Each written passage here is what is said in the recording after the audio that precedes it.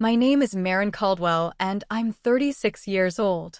The morning I stood outside the Silver Ridge courthouse, rain soaking through my coat, I wasn't just fighting for a piece of land. I was fighting for my father's name, for the truth, and for the home my son still calls his safe place.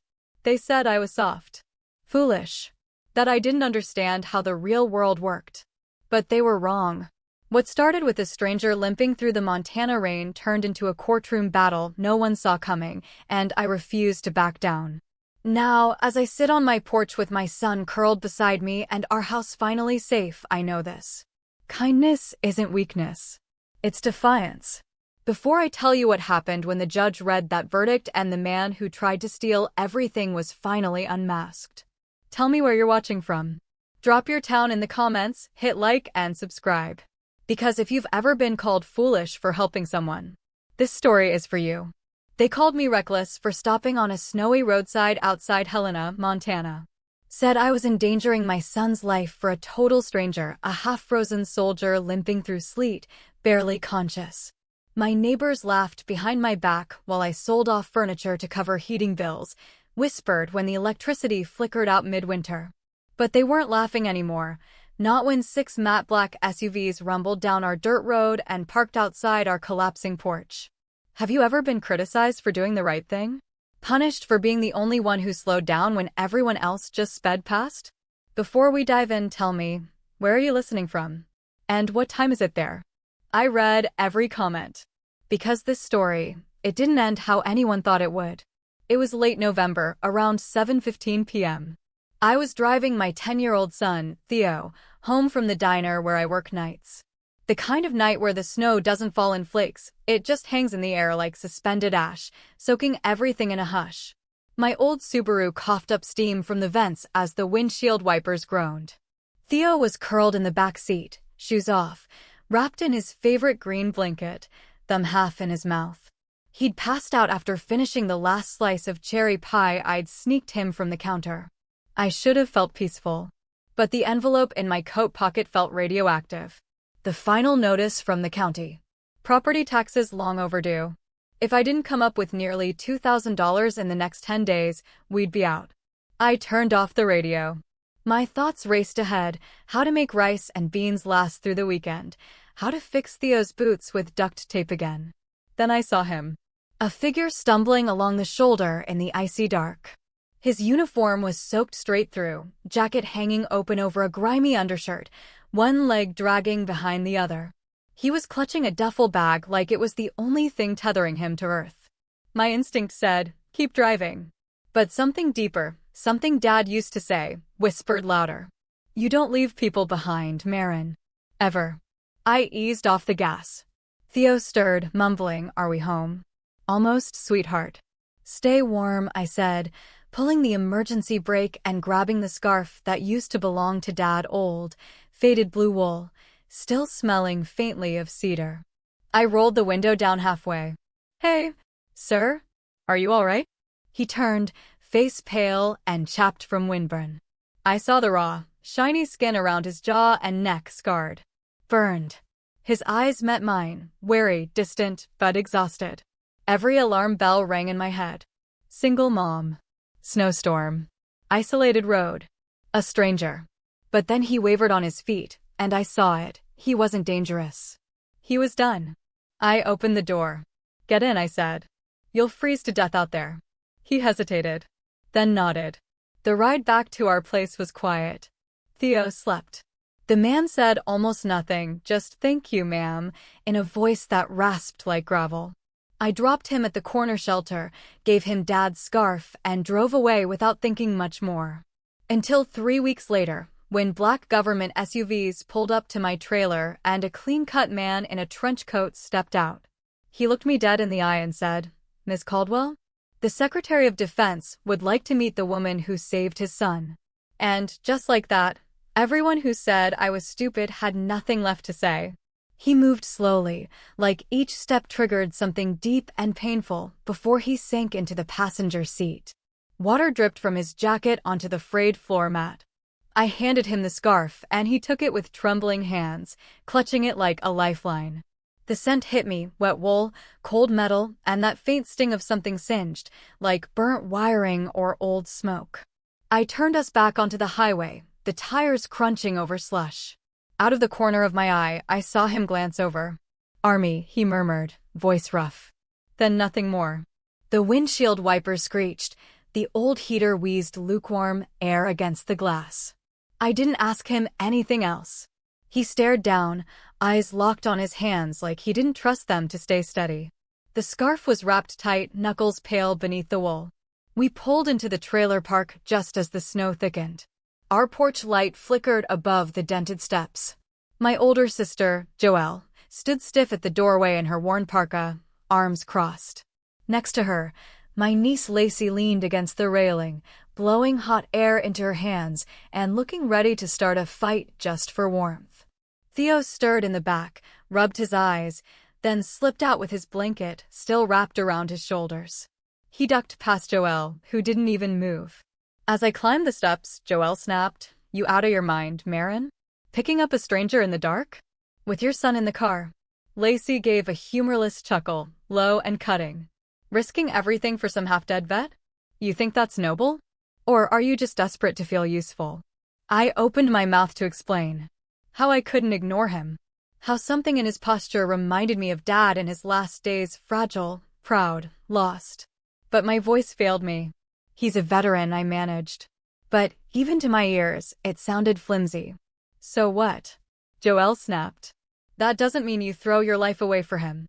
Maybe if you focused on saving yourself for once, Theo wouldn't be sleeping in a damn coat." Lacey scoffed and slipped inside, muttering, "Pathetic." The door slammed shut. I stood there alone, soaked, the cold pressing into my bones. Shame bubbled up behind my ribs, burning hotter than the wind. I wanted to scream, but nothing came out. That night, after I tucked Theo in, I sat on the edge of my bed and stared at the empty scarf draped over the chair. He had taken it with him, said "thank you" with that same broken voice before I dropped him off near the town shelter. I kept wondering, did he find warmth? Or was he still out there chasing pieces of himself that war had stolen?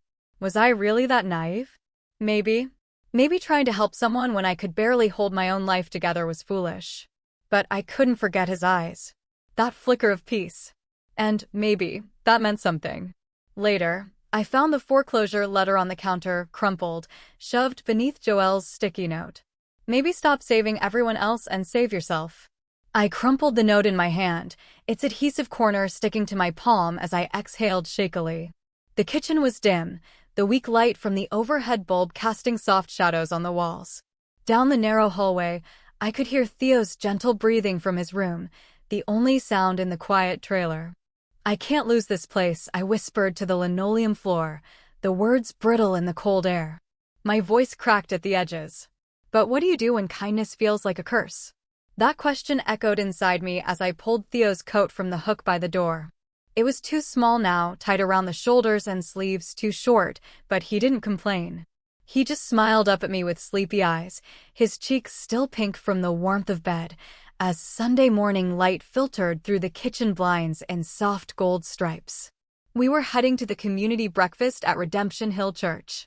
It was partly habit, mostly survival, a hot meal I didn't have to ration or account for in a grocery list. I wrapped the gray scarf around my neck, the same one I'd given to the soldier. I had found it folded neatly on our porch a few days ago, still damp, like he'd wanted to return it but not be seen. I should have tucked it away, kept it out of sight. But part of me needed to remember, to hold on to the part that still believed helping people mattered. Theo skipped ahead, his two big boots crunching on the frosted gravel as we made our way toward the church hall. The parking lot was already filling up, minivans, SUVs, tidy sedans with frost scraped neatly off the windows. Families in warm coats, laughter puffing in clouds around them, hands holding Tupperware and Pyrex and foil-covered trays. My old pickup was parked in the back, rust bleeding through the blue paint, the front fender held on by a zip tie. It looked as tired as I felt. Inside, warmth rushed over us, smells of cinnamon, burnt coffee, and powdered sugar rolled together like a hug. I held the casserole dish tighter, trying not to think about how I'd scraped together the ingredients: a can of potatoes, the last half-cup of cheddar, and 3 eggs I'd bartered from Mr. Hart 2 trailers down in exchange for fixing his space heater. It was heavy in my hands, heavier still under the quiet glances I could feel trailing behind me as we walked toward the serving table. I spotted Joelle, my sister, standing by the coffee urn, her hands wrapped around a foam cup like it was a lifeline. Lacey stood beside her, eyebrows arched, whispering something before flicking her gaze my way with that signature smirk, sharp and knowing. They didn't say anything yet, just watched. But I could feel it simmering. I focused on Theo, helping him scoop canned fruit onto his plate, his small hand clinging to mine while he balanced it like a prize. For a moment, his warmth was enough. But then I heard the voice. Loud, clear, slicing through the low murmur of conversation. One of the older men, Mr. Dalrymple, the type who always spoke like he was addressing a courtroom. "Don't you think it's dangerous?" he said, not bothering to lower his tone. "Picking up strange men off the road. Around your kid? I mean, really, Maren." Every head didn't turn. But enough did. I stiffened. Theo looked up confused. Joelle sipped her coffee and said nothing. Lacey's smirk widened. I swallowed hard. My hands tightened around Theo's shoulders. And I stood there, caught between shame and something deeper that refused to bow. "What are you trying to prove?" The laughter that followed was sharp, thin, and brittle, like the crack of ice under a frozen stream. I froze mid-motion, the serving spoon trembling in my hand as I gently set it back down on the edge of the casserole dish. My cheeks flushed hot, the burn climbing up my neck as I locked eyes with Lacey across the room. She didn't look away. Her grin just widened, satisfied and smug, like she'd been waiting for this moment. "It's not a joke," I said, my voice low and tight, barely audible over the hum of conversations still going on around us. "Oh, I know," she shot back, loud enough for the entire fellowship hall to hear. "But you're making it one." I saw Theo's head snap up, his blue eyes darting between us, confused and pink-cheeked with an embarrassment he didn't yet have the words for. His fingers curled around the edge of his plate, his knuckles white, scanning the faces now turning to stare at us. Some looked away quickly, awkward. Others didn't bother hiding the judgment. Not one of them stepped in. Then Joelle's voice cut through the tension, syrupy and performative, dripping with condescension. "We're just worried about you, sweetie. It's already hard enough keeping up with your bills and that old trailer. Taking in strays like that isn't going to save your home." And there it was. The fear I woke up with every morning, exposed for everyone to dissect. The foreclosure notice I kept hidden beneath the bread box. The fellowship hall fell quiet. A chair scraped against the floor. Someone cleared their throat, too loud in the silence. I stood still, frozen in place, my throat tight. I couldn't summon a single word to defend myself. I looked down at the casserole dish, my stitched-together offering, and suddenly it didn't feel warm anymore. It felt like a display. Like a mistake. Theo tugged on my coat. "Mom, are we going to lose our house?" That cracked something in me. I crouched down, face level with his, my smile forced but steady. "Not if I can help it, baby." I stood, picked up the casserole dish, and walked out without another word. The whispers started before the door even closed behind me. Outside, the wind sliced across my skin, the sky heavy with low, dull clouds. Theo didn't say anything as I buckled him into the truck. His eyes were wide and uncertain. We drove in silence. The road home blurred past, gray and endless. Back in the trailer, I helped him set up at the kitchen table with his crayons. He picked out green and blue and began coloring a rocket ship, his tongue poking out as he concentrated. I watched him for a long moment, his little fingers moving carefully, his face tight with focus, and something inside me shifted. I walked to the drawer, pulled out every envelope I'd tried to ignore, the overdue utility bills, the loan balance, the foreclosure notice. I spread them across the table, letting the chaos sit in the open where I could face it. They thought I'd break. That I'd fold up like a bad check and disappear. But I traced the numbers with my finger, felt the weight of every deadline and every dollar I didn't have, and felt my focus sharpen. "If they think I'm done," I whispered, not caring if Theo heard me, "they really don't know me at all." That night, after Theo had finally drifted off to sleep, I sat at the kitchen table with the gray scarf still wrapped around my neck.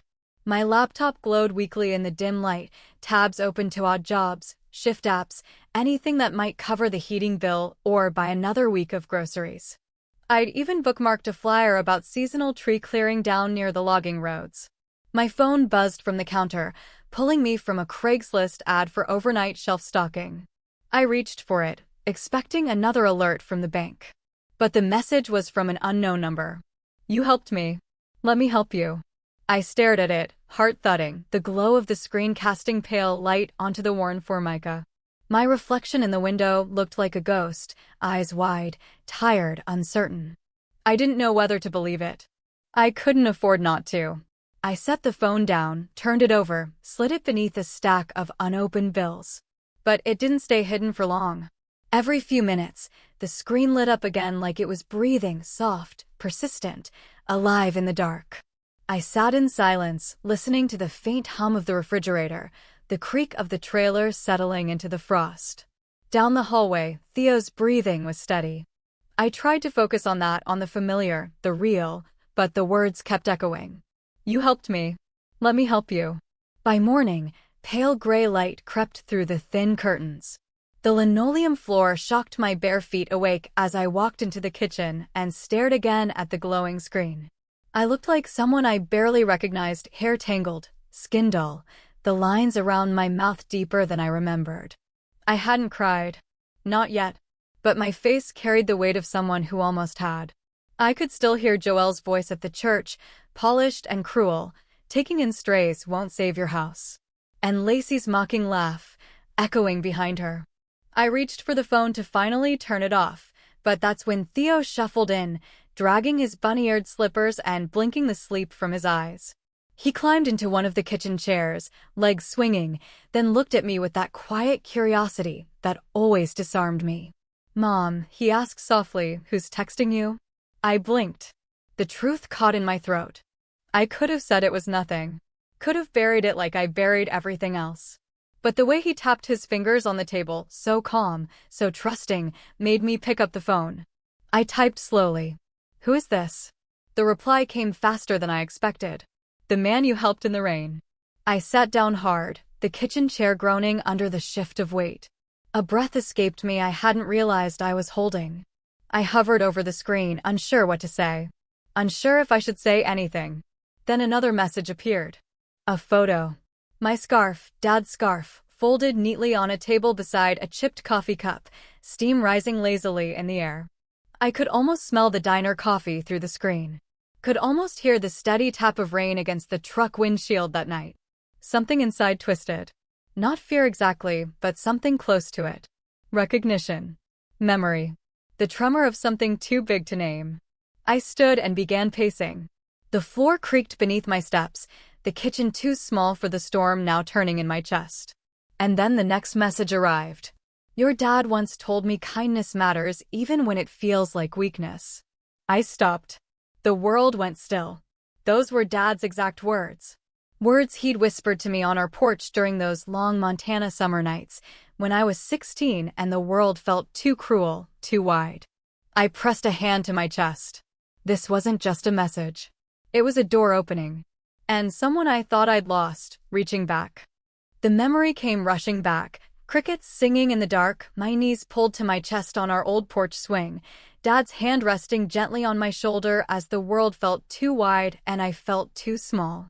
I swallowed the lump in my throat and typed slowly. "How did you know my father?" The pause stretched long enough for the wall clock to tick twice. Then came the reply. "He helped me once. After I got hurt. Gave me a place to stay. A hot meal. A ride home when no one else would." My hand pressed against my chest, feeling the slow, steady rhythm of my heart, the confusion in my mind slowly untangling into something gentler.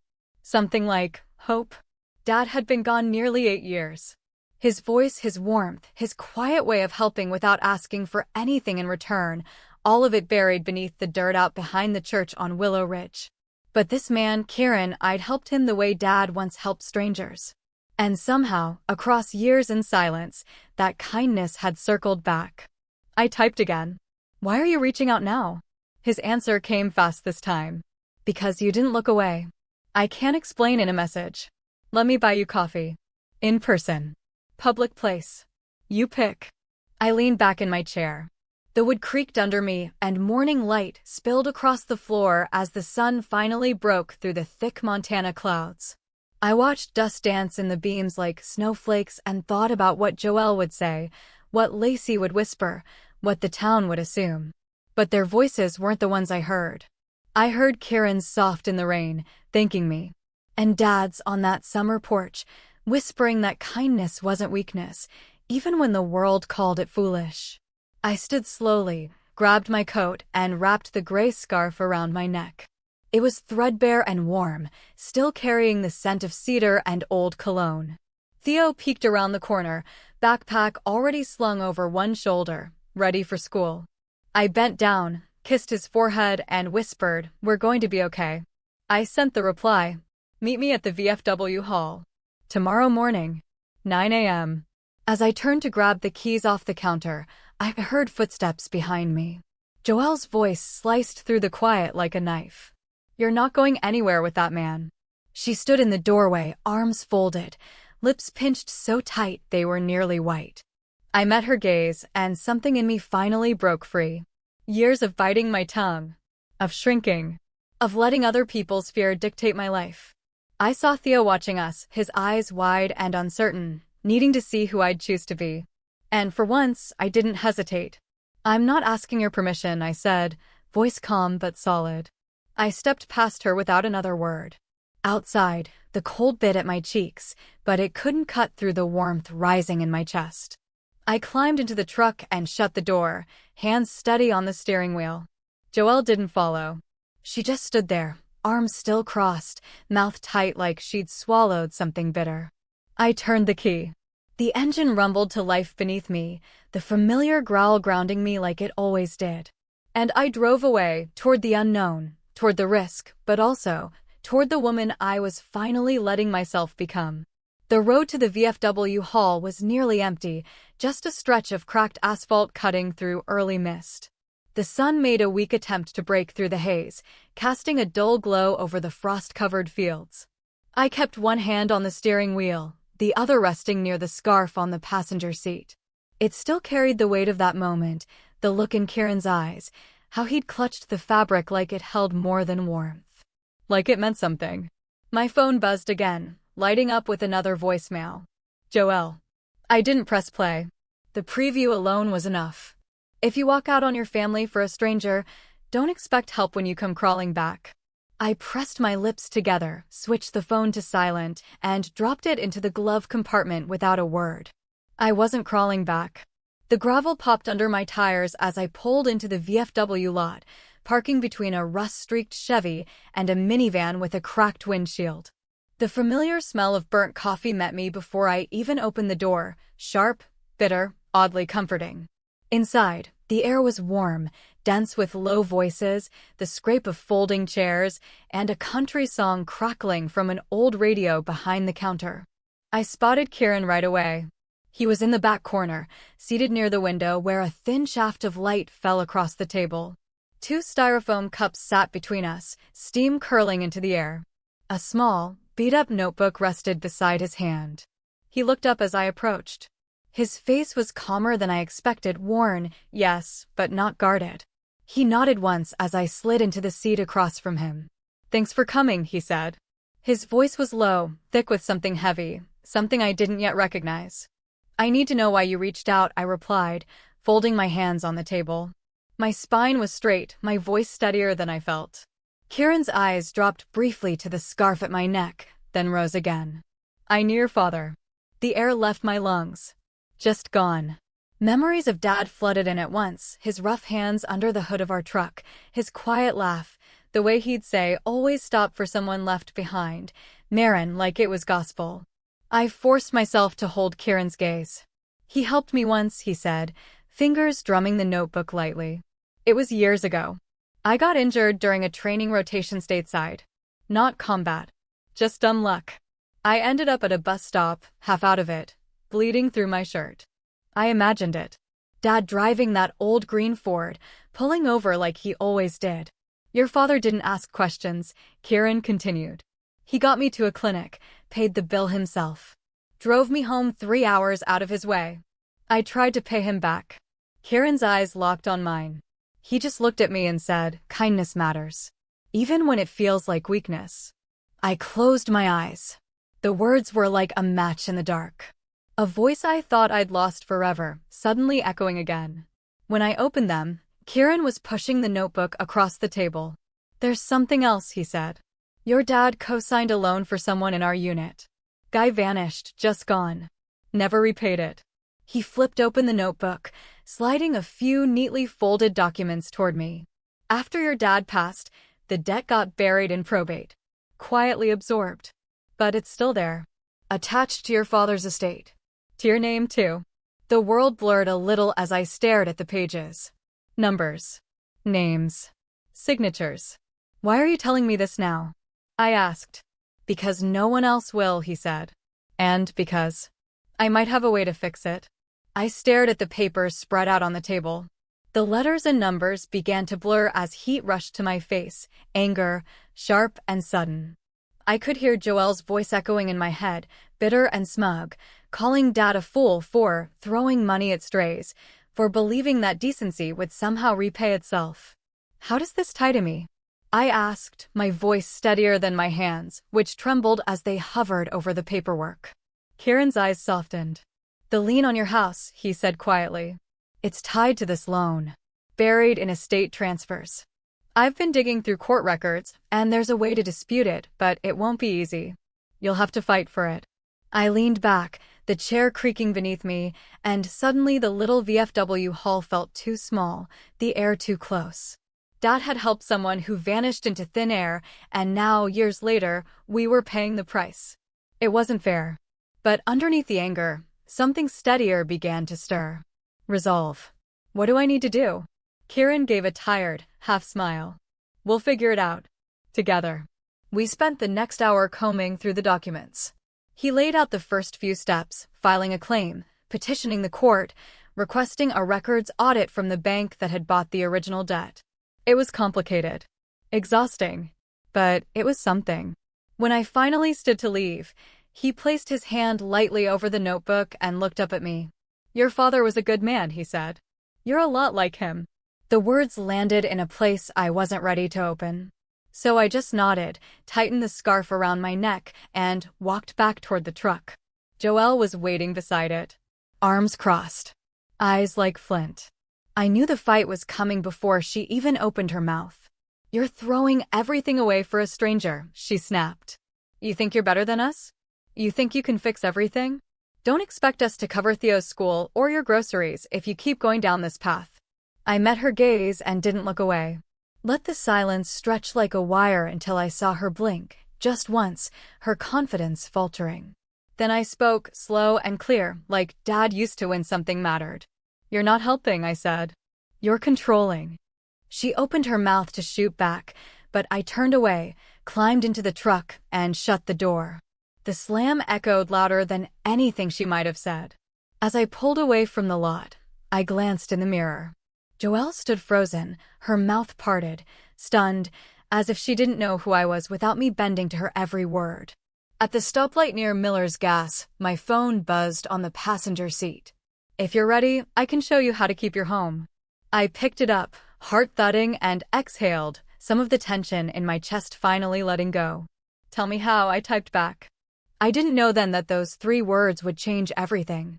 The next morning rolled in gray and bone cold, the kind of cold that seeped through the windows no matter how long the heater ran.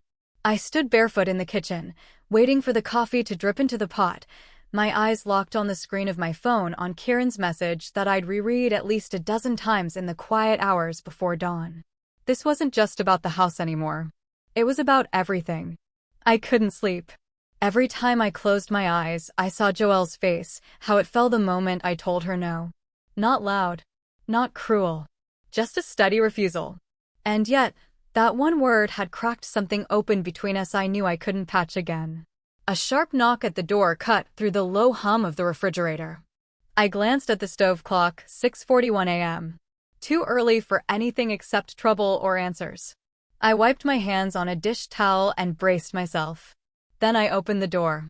Kieran stood there. His shoulders hunched slightly from the cold, the gray scarf folded neatly over his arm, and a thick manila folder gripped in his hand. His eyes found mine calm, but waited. "Can I come in?" he asked, voice steady. I stepped aside without a word, closing the door behind him. The air inside was warmer, but barely.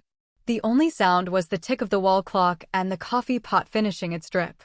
He set the folder on the kitchen table, glanced once at the small space, the cracked linoleum, the chipped counters, the stack of unpaid bills next to a magnet that read, "You've survived 100% of your worst days."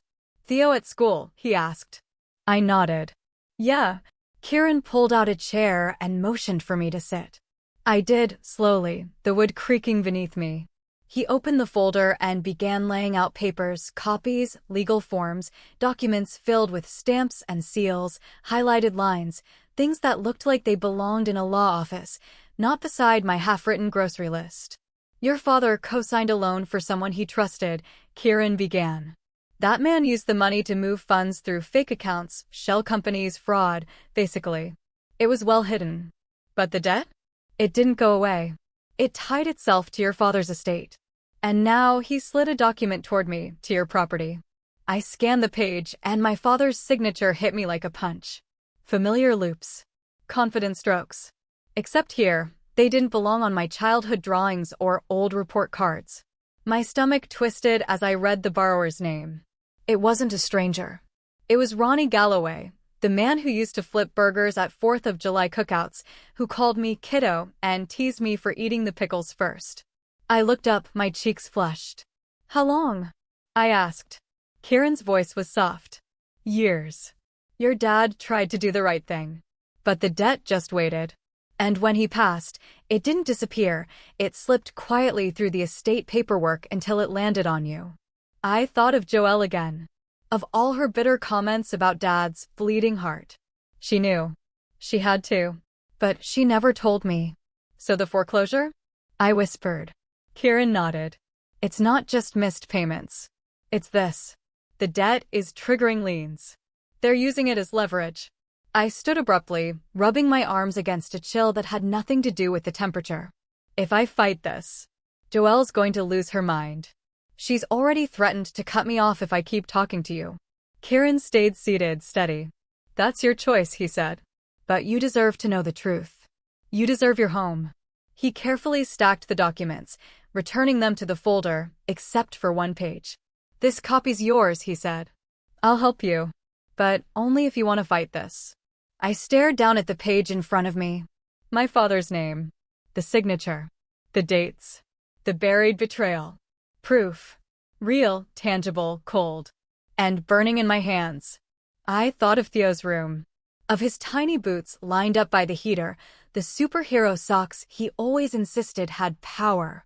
Of the way he looked at me like I was unbreakable, even when I was bending at every seam. I couldn't afford to break. Later that evening, after Kieran left, I drove to Joelle's house. The sky was heavy, clouds thick like wool pressing low, and the wind cut against my cheeks as I walked to her door. Gravel crunched beneath my boots. She opened the door before I could knock, like she'd been waiting. Arms crossed, her mouth a line, eyes sharp. "I told you to stop this nonsense," she said flatly, stepping back just enough to let me in. I didn't bother with pleasantries. I walked past her into the kitchen and placed the folder on her polished oak table. Flipped it open. "Let the papers speak for me." "You need to look at this," I said. Joelle's eyes flicked to the documents. Her hand tightened around the back of a chair. "Let it go, Maren," she said, her voice hard. "It's too late to fix any of this." My voice didn't rise, but it cut clean. "You let Dad take the blame. You let the debt follow him to his grave, and then you let it chase me, while you sat there calling him a fool." Her mouth thinned. She didn't deny it. "You think digging up the past is going to help anyone," she said. "You'll tear this family apart. And when it all goes wrong, don't come crawling back. You're on your own." The words landed, but they didn't knock me down. Not this time. I met her eyes. Calm. Steady. "No," I said. "You tore this family apart the day you chose silence over truth. Joelle turned away, muttering about pride and stubbornness, but I didn't stay to listen. I picked up the folder, walked out, the door creaking behind me. The cold air met me like a promise, clean and sharp. I slid into my truck, let my hands rest on the steering wheel for a second before the tears came. I let them fall briefly, then wiped them away. I pulled out my phone and typed to Kieran. "Let's do this." I didn't realize how fast the fight would start. Morning came before I was ready.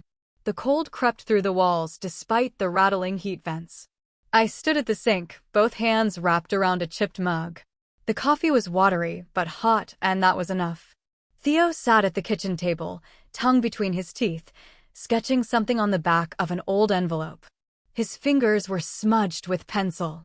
He looked up, eyes wide and too serious for his age. "Are we going to be okay, Mom?" I opened my mouth. But the words caught between truth and the hope I needed to give him. Before I could speak, the floor began to hum. It started as a low growl. Then another. And another. Theo sat up straighter. "What's that?" I moved to the window, heart thudding.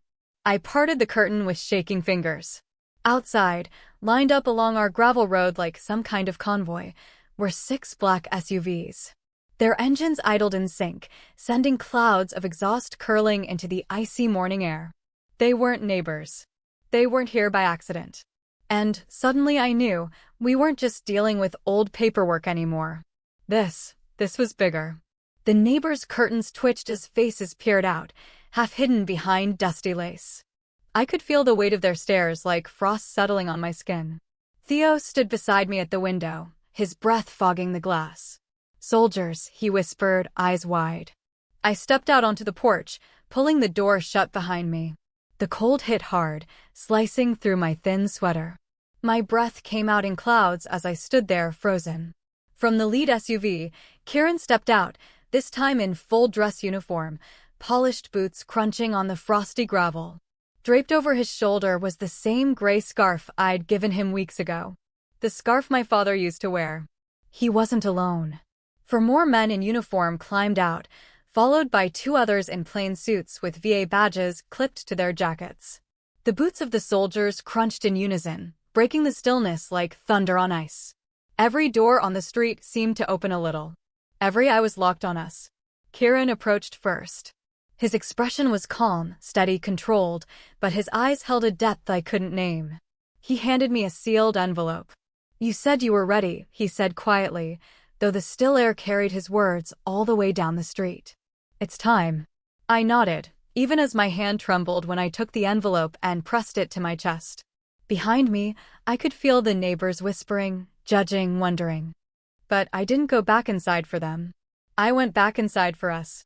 In the kitchen, Kieran and the 2 men, both legal advisors tied to Veterans Affairs, laid out documents across the table. Thick stacks. Stamped, notarized. Real. Theo sat quietly on the couch, knees tucked to his chest, his teddy bear clutched tight. He didn't interrupt. Just watched. Silently. Like he understood more than I wanted him to. "This lien," one of the legal reps said, tapping a sheet, was activated under a misclassified debt involving a service-related cosign. Under Title 38 protections, and given the fraud involved, we can challenge the claim and freeze foreclosure proceedings effective immediately. I blinked. It sounded too clean. Too possible. Fear clawed up from my gut. What if it doesn't work? I asked. My voice cracked on the last word. What if this makes it worse? Kieran didn't flinch. His gaze stayed locked on mine. If you don't fight, they take everything. If you do, there's a chance. A real one. I looked at Theo. He nodded. Not with childish enthusiasm, but with something weightier. Like trust. Like he'd already decided I could carry this. My hand shook as I reached for the pen. It hovered above the line. All the what-ifs screamed inside me. Every warning Joelle ever whispered. Every threat. Every conditioned silence that had trained me to survive by disappearing. No more. I pressed the pen to the page. Signed my name. Let the ink bleed every fear I'd buried for years into a signature that finally meant something. I looked up. I won't let them take what's ours. The legal team stood, their movement swift and sure, gathering the signed pages. Kieran lingered behind, his stance finally easing. "You're going to get calls today," he said, voice low. "People will panic. Some will lash out. Let them. Don't back down." I walked them to the door.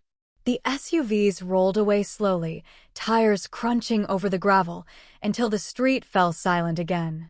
I stood on the porch with the envelope clutched to my chest. The neighbors were still watching, still whispering, but I didn't care anymore. I closed the door behind me, leaned my back against it, and let the beat of my heart settle into something new. Not fear. Conviction. Before I could even catch my breath, the landline on the counter began to ring shrill, slicing through the quiet like a blade. I stared at it, knowing this would be the first of many. I picked it up slowly, heart pounding. Silence. Then a man's voice, low and deliberate, cut through the static. "You're making a mistake, Maren." I gripped the counter, forcing my breathing to stay level. "Who is this?" He ignored the question. "You think those uniforms will protect you? You think you're a hero now?" A slow, bitter chuckle followed, one that made the hairs on my arms rise. "You're going to lose everything. And your little boy? He'll watch it happen. He'll see you fall apart." I turned, my eyes finding Theo at the table, still coloring quietly. His tongue poked out slightly in concentration, completely unaware of the cold, invisible hand pressing down on my shoulders. My voice shook, but it didn't break. "You stole from my family," I said. "I'm taking it back." There was a pause. Then another soft laugh. "We'll see." The line went dead. I stood there, the hum of the fridge now deafening in the sudden silence. My hands trembled as I set the phone down gently, afraid I might throw it otherwise. I paced. Tight circles.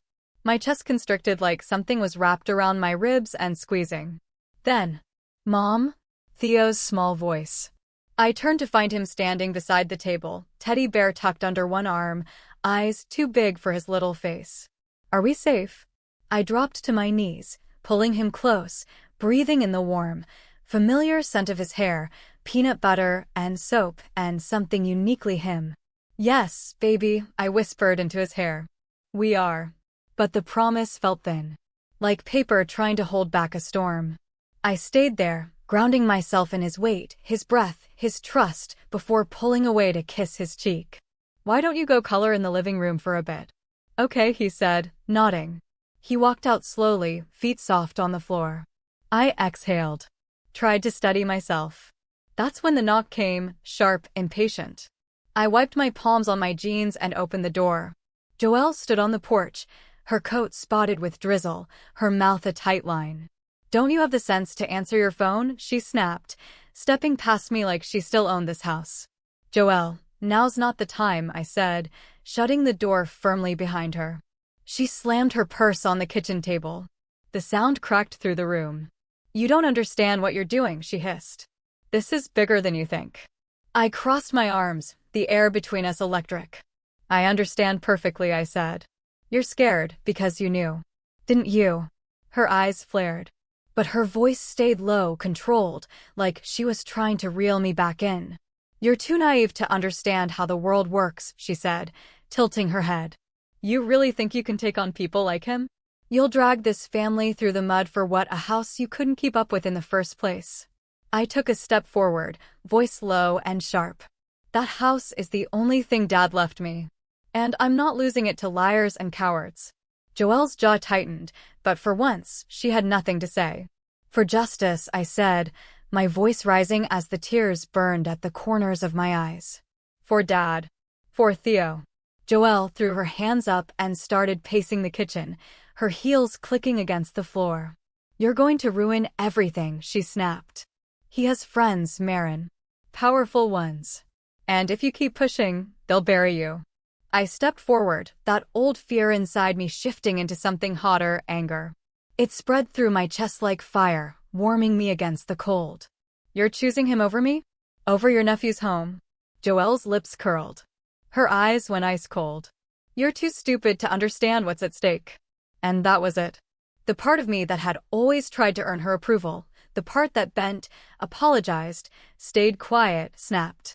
"No," I said, shaking my head. "I'm done letting you call me stupid." She opened her mouth to speak again, but I didn't wait.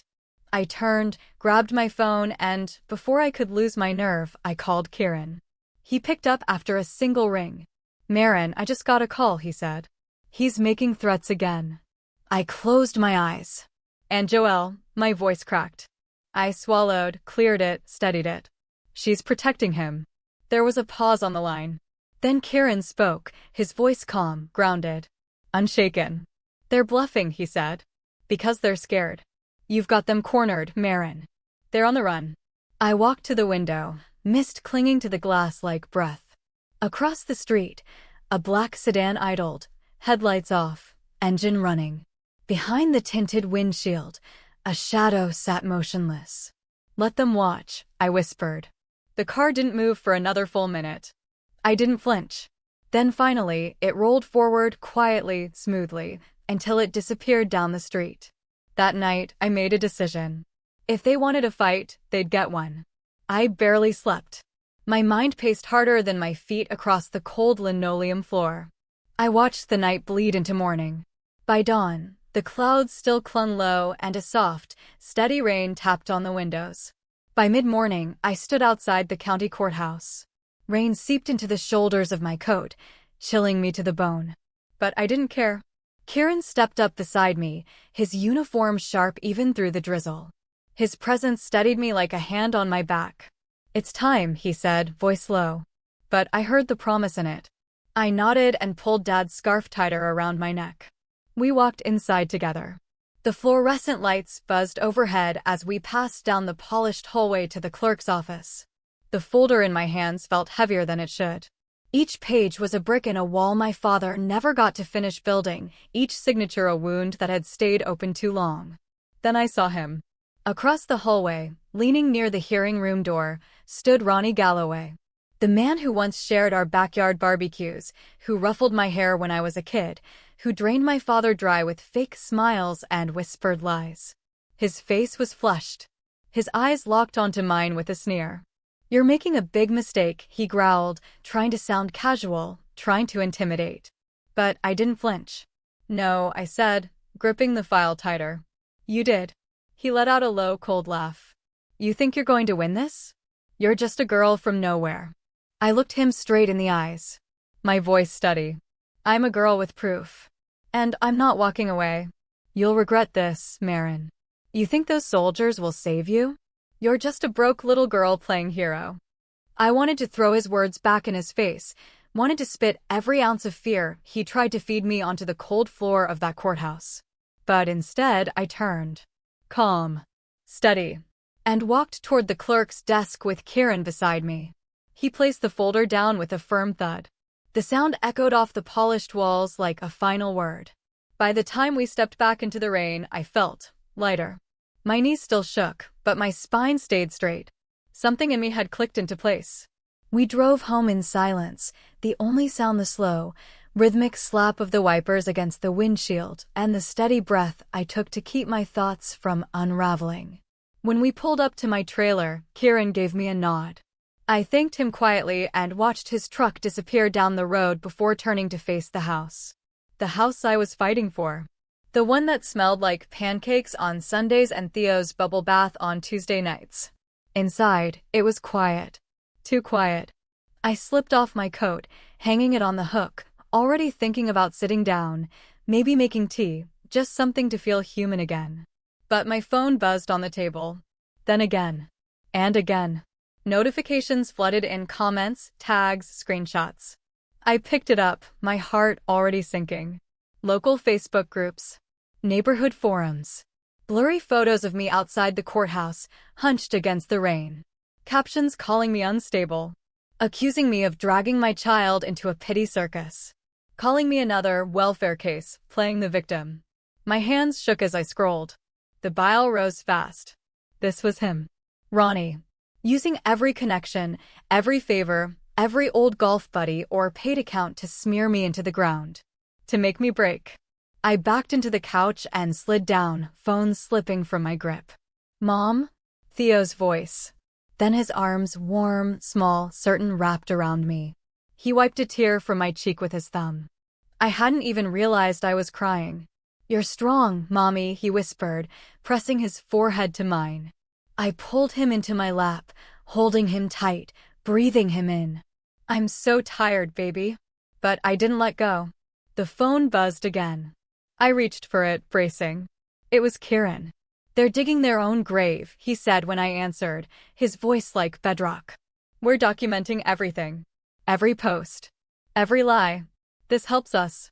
I sniffed, wiped my face with the back of my hand, and sat up straighter. "They're trying to scare me." "They're scared of you," he said. And I believed him. When the call ended, I looked around at the coffee table cluttered with court documents, bank statements, timelines, highlighted affidavits. Theo curled against me, quiet again, drawing circles in the air with his finger. And something shifted. I stood up, gathered the papers, smoothed each one out, organized them into a stack, clean, neat, deliberate. Then I opened my laptop. I didn't type with anger. I typed with clarity. I told our story, my father's service, the fraudulent debt tied to his name, the quiet threats, the lies, the smear campaign, the man hiding behind his money and his power. And I signed it, not as a victim, but as Maren Caldwell, daughter, mother, fighter. The lien is declared fraudulent. Mr. Caldwell's name is cleared. The property is fully released. The judge's words echoed in my chest before they even fully registered in my ears. The house was ours again. The tears came fast, hot, unstoppable. I clapped a hand over my mouth, trying to contain the sob that tore its way through me, but it was no use. It cracked through my ribs and out into the room like a tremor. Across the courtroom, Kieran's eyes met mine. He gave a slow nod, firm and steady. A quiet promise kept. Outside, the sunlight finally broke through the thick Montana clouds for the first time in days. Golden rays spilled through the courthouse steps just as Ronnie Galloway was led away in handcuffs, his voice barking empty threats that no one listened to anymore. Joelle stood in the distance, arms crossed, her expression unreadable. She didn't look at me, and I didn't look for her. She had made her choice in this fight, and I had made mine. By the time the sun began to sink behind the tree line, turning the sky soft with oranges and pinks, I sat on our front porch with Theo. The gray scarf was wrapped loosely around my shoulders. The air was crisp but kind. Theo leaned into me, his hand wrapped around my thumb, his head resting on my arm as we watched the wind dance through the cottonwoods. We were safe. Not just within the walls of the home we had fought to keep, but in the truth we had chosen to stand on. I had faced them, every lie, every whisper, every threat, and I was still here. Still standing. I knew Joelle would never say she was sorry. I knew some people would always think I was too soft, that I let my heart steer too much of my life. But sitting there, with Theo's soft breathing beside me, I didn't care. "They called me stupid for helping a man limping in the rain," I whispered, watching the last of the light disappear behind the hills. "They told me I was weak for opening my door. But it was kindness that saved us. And I will never again let them shame me for it." I turned to Theo, brushing a piece of hair from his forehead as his sleepy eyes blinked open. He gave me a slow smile, tired but warm, and I kissed his temple, pulling him close. If you've ever been called foolish for doing the right thing, if you've ever been mocked for helping someone everyone else passed by, you're not alone. Drop your story in the comments. I read every one. I carry them with me. This isn't the end. Sometimes a new chapter begins with the knock you never expected. I didn't expect to end up here, fighting in court over a lie buried in paperwork, holding on to the only home my father left me with everything I had. But I did it. Not because I was brave all the time, but because I refused to let fear define me. If you've watched this far, I want to hear from you. Drop a comment below, tell me your story. Have you ever been told you were too kind, too trusting, too emotional? Have you ever stood alone for what you knew was right? Your words matter here. I read every single one. And if my story moved you, if you found strength in it, I ask you to like this video, subscribe, and share it. Not for views, but so that others who are quietly fighting their own battles know they're not alone. If I've learned anything, it's this: stand up even when your voice shakes. Help people, even when it costs you. And never, never let the world convince you that kindness is weakness. We don't win by becoming colder. We win by staying human. So if you're out there watching, keep going. I see you. And I'm standing with you.